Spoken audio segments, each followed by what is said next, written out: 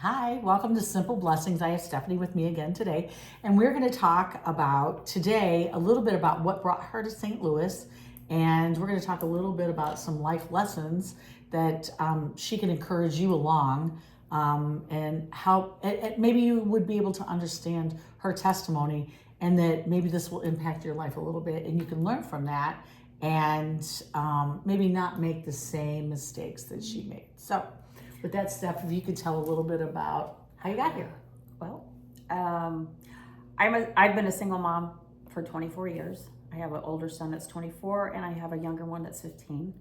And I ended up selling my house in Chicago and wanted to move and wasn't sure where to go. I decided to come back home to Missouri. That's where my family was. And Because of my mom was sick. And I thought if I had been gone for 36 years, I had lived on my own in Illinois for 36 years. So to come back home to be around my mom, she was 80, 81, 82 at the time, 80, 82. Knowing that I would be faced with an eventual death. She had fought many health issues for quite some time, and I figured I needed to get my butt back home so that I could spend time with her, and I did. And my son and I came and we moved, and it's still pretty raw.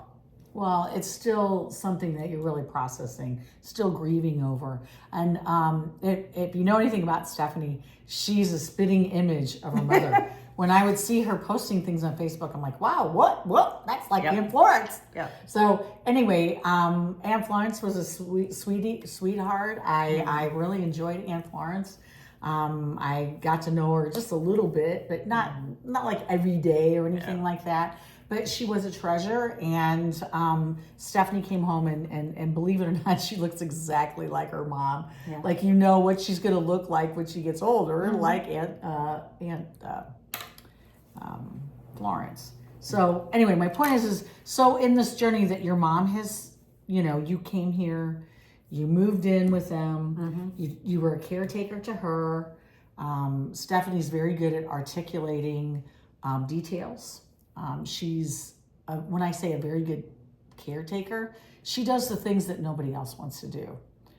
That's very humbling to know that she's willing to kind of get in there and get her hands dirty. And I'm talking about things that we don't really want to do for one another. And that's one of the things I admire most about her is she's willing to do that. And then she also had to be able to kind of navigate coming home and everybody else has kind of been home, but for her being gone as long as you were, it's like trying to reconnect with family that had been living, like I kind of feel like maybe you didn't really get to pick up, you thought you were picking up where you left off, I guess? Not necessarily. I thought that coming home, I mean, in my fantasy world, I thought coming home, everybody's going to be there with open arms and screaming, yay, the prodigal child returned. I thought everybody was going to be so excited and so happy. However, I didn't know that there was turmoil that I didn't know because I had been gone for so long. And I didn't realize that me being gone may or may not have hurt people, and not being a part of the family on the regular, attending graduations and weddings and funerals and births and birthdays and all that stuff. I had missed out on 36 years of that. And not only did that, but also they missed out on the things that were happening with your children. Yes. And it's not like we weren't in contact. I mean, there were phone calls, there were occasional visits, but every family has their struggles. Every family has their, they have their issues. And I was an issue. I was an issue because I allowed myself to become an issue. And can you explain just a little bit about that? Just a little bit, kind of like what are you referring to exactly when you communicate that? Over 36 years, I should have stayed in more close and more contact more often And I So did. if you don't mind me just, so what you're saying is you're taking accountability for your part. Well, you have to. Nobody else is going But a to. lot of people don't, Steph. And that's why I'm just kind of navigating this a little bit because a lot of times when you don't take responsibility for your own part, then you can't grow to the next level, right?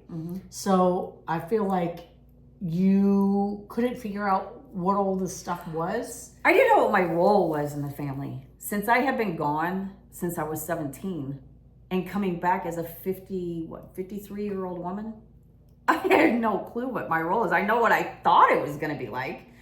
That was not it at all. And when you have to try to migrate yourself back into a family that you have been absent from on the regular for 36 years, it's not exactly open arms. I mean, I didn't know that. I fully expected to just plop right back in and here's Stephanie. And I just thought everything was just going to be hunky-dory from that point out. But, it's not. Well, I think there's a little bit of trust issues. There is unsureness. Abandonment issues. Abandonment issues, right? And there's bitterness for whatever reason. Yeah. I'm just a little bit of what I kind of know. Yeah, and you know what? A lot of it has to do with, I mean, if we're going to be honest, I didn't want to be told what to do. At the ripe old age of 17, nobody's going to tell me what to do. And I had no business leaving home at 17. I had no business trying to live on my own and just make my work, just make it through life without, I don't need anybody. And the reality was, at 17, you need a lot more than what I had. And your parents wanted you. Oh, my parents did not want me to leave. My mama, she didn't want me to leave. I was stubborn. I was ornery. I was stubborn. I was mean. I was vindictive. I was a lot of things that I'm not proud of. And, when you grow, especially I think the changing moment for a lot of things and trying to understand my relationship with my mother was when I had my first child at 31. Up until 31, I was like, yeah, no, I'm good. And I didn't realize how much I missed out until I gave birth. The minute I gave birth, I called my mom and I said, I know exactly why you did the things you did. I know why you tried so hard to get me to stay on the straight path. And surprisingly enough, I have to add that while everyone that knew me when I was 17, everybody thought I was going to have this wild, crazy, getting in trouble, arrested, jail. Everybody thought I was going to turn out to be bad news. And because I was stubborn. Because of your behaviors. Right. My behaviors were like, I didn't care. And surprisingly, I'm going to be 56 at the end of the month. I've never been arrested. I think I've had one, maybe two speeding tickets my whole life. I've never been to jail. I've never been in trouble. I've probably flown the most straight arrow that people can fly for that length amount of time of being by myself. So I think my determination in life and my goal was I knew everyone expected me to fail. I knew everyone didn't think that I was going to succeed. And I have to say, probably one of the proudest moments was when I got to buy my first house.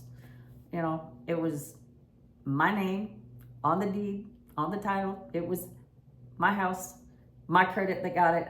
And I was so proud. I was so proud. And my mama came up when I bought my house.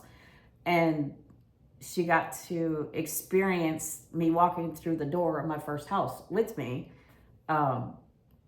She got to go shopping and buy blinds for the windows and things like that. And that was an incredible moment because I don't even think my mother thought that I was going to succeed in the slightest bit because I was stubborn. Yeah. But then on the same token, I think she deep down probably knew I was not only was I going to succeed, but I was going to do better because I was so stubborn. I wouldn't let things knock me down. I wouldn't, it's hard to be one thing at the same time, and that one thing can have both a positive and a negative effect. That's right. And I lived that for a long time.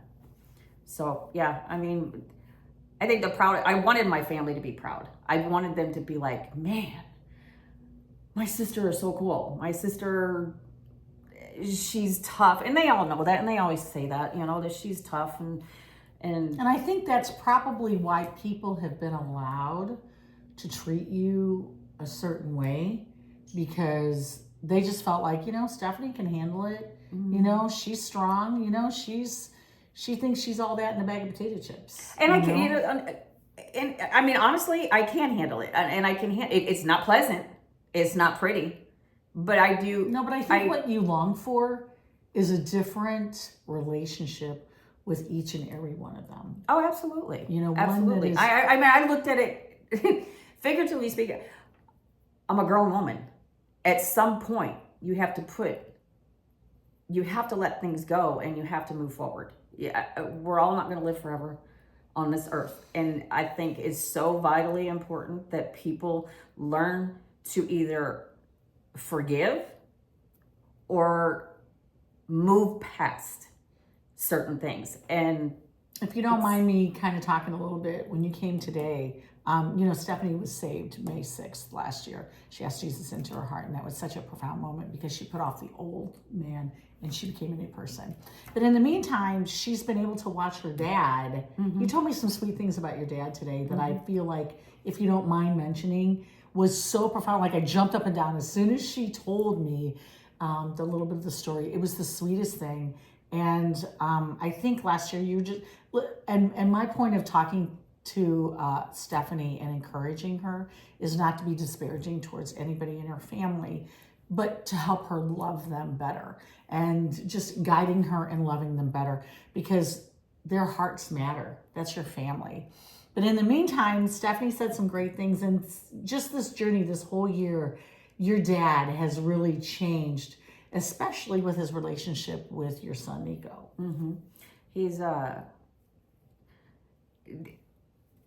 didn't have a really good relationship with either one of my parents when I was growing up. And it wasn't necessarily because of my parents. I think a lot of it was, we had a lot of siblings in the house. We had foster children. We had our regular, the children that were born to the parents. So everybody's fighting for attention. I felt like it was a struggle to get the slightest bit of attention. And it may or may not have been true, but that's what I felt.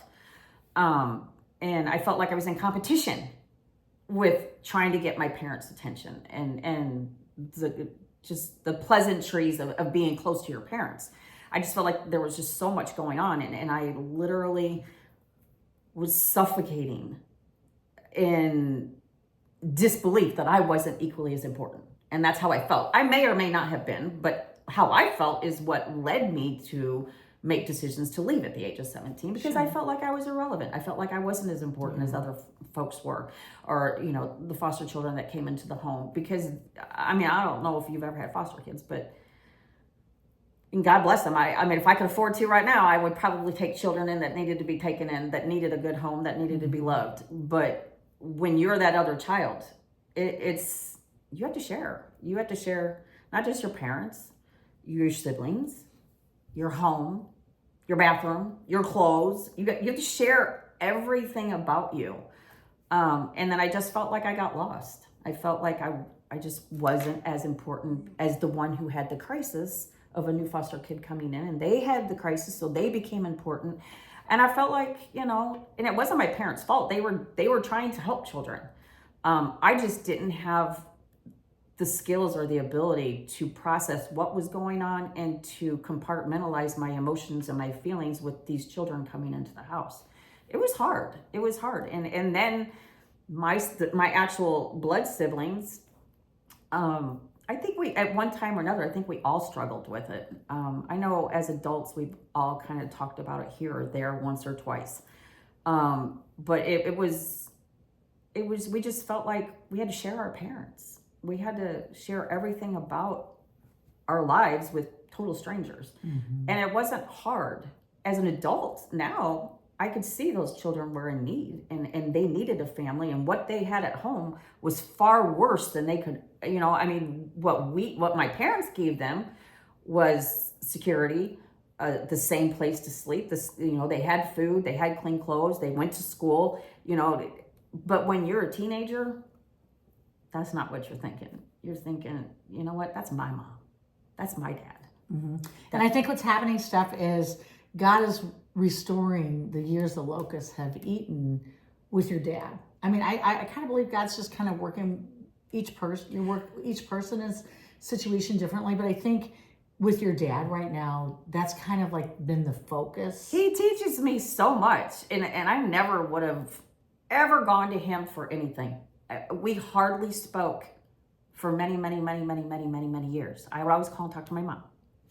Mama always had, she had the listening ear. She had the advice if I was asking for it, and she never really offered it unless I asked for it because she knew I was not very receptive.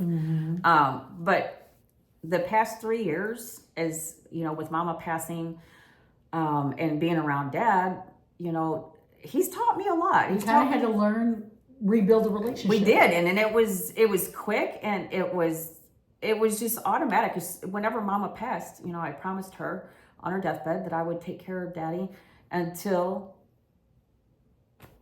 whatever happens. Till whatever happens, and I would look after him, and I would make sure that he was taken care of. I promised her that, and it has been hard, not because of him. It's life throws curveballs. It really does, and my biggest struggle that I have had probably the past 2 years is whether or not do I stay here. Do I pack up and run back to Chicago because it's comfortable and I know it's there, and I don't have. You don't have to deal with anything. I don't have to else. face anything if I go there. So I mean, Dad always he's taught me things in a manner in which I would have never allowed him to teach me anything before, because whatever he had to say at that time wasn't important, because I didn't feel like I was getting the attention that I deserved as a young child. So you were like, I'm going to show you. Yeah. Right? But he, in his very subtle conversations that we have outside, we'll sit on the back porch and we'll talk, and he'll start reminiscing about life and what's taken place, and we've had some heartfelt conversations, and he's definitely a man to forgive. And you enjoy loving him. I do. He's fun. I mean, I never knew my dad was like so fun, and just on an adult level, teen level, me and him on teens. When I was a teenager, no, absolutely not, because they had rules and regulations, and this is how it was going to be. And if you didn't like it, well, that's what I did. Yeah, right. I left, and I made it harder on myself because I didn't want to be controlled. I didn't want anybody to tell me what I could or couldn't do. And now that I look back on it, they were simply trying to guide me. They were simply trying to do be the parents. best that they knew how at the time, right? And people can only be as good of a parent as they have experienced in their life and or have learned themselves. And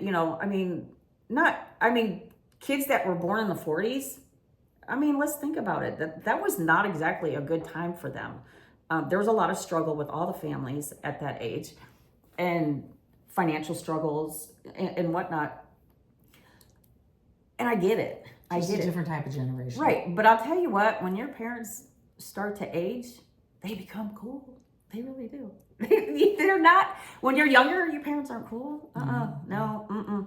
Don't want to be caught dead with them. You're just like, nope. But when they get older, you're like, you know what? You're right. And they actually have some good advice if you really listen. And I never wanted to listen. Now I do, because I'm like, help me out here, because I'm not. Well, you love being with him. Your son loves being with him. We have fun. And what was the story that he told you today that you told me about? Oh, he said, I've always had trouble learning how to deal with people. I don't deal with them. Imagine that. I don't deal with them well. But you're learning. I'm learning. You're learning. She is learning. So we are not going to we're not going to speak out death. We're going to speak out life. And so you are learning. I'm learning. And my dad had given some advice to me, and he had said, he says, back in the day, I had a very stressful time in my life, and I lost my hair because the stress was just too much. And I promised myself and vowed to myself that I would never, ever, no matter what, ever allow myself to become so anxiety ridden or stressed out enough that I would ever lose my hair again. That's what your dad said. That's what my dad said. And I ask him on the regular, how am I supposed to deal with situations? How do I deal with people? How do I deal with situations? And that was his advice. Is you can't let it get to you. Well, And that goes back to life and death are in the tongue. You either speak life or you speak death. And what he was able to demonstrate to you, Stephanie, in a plain version of that was, I'm not going to speak this negativity and I'm not going to go there. That I'm just going to, he's going to stand in the positive of the situation. Yeah, it was just Dad's way of saying, come on, get through it, you'll be fine. You got to figure out what's important at the moment in order to get through it. And it's helped me a lot deal with certain situations. You know what I mean? Nobody's perfect. I mean, nobody isn't. And you know hard. what? I think what's happened this last year, Steph, is you've taken a lot of accountability. And even though you got a little ways to go, you still you have some accountability. That's amazing. I'm not afraid to say I was wrong. I'm not afraid to say I was bad. I'm not afraid to say that I made bad choices. I'm not afraid of any of that. And I will be the first one to own my stuff. It take me a little while, but I get there.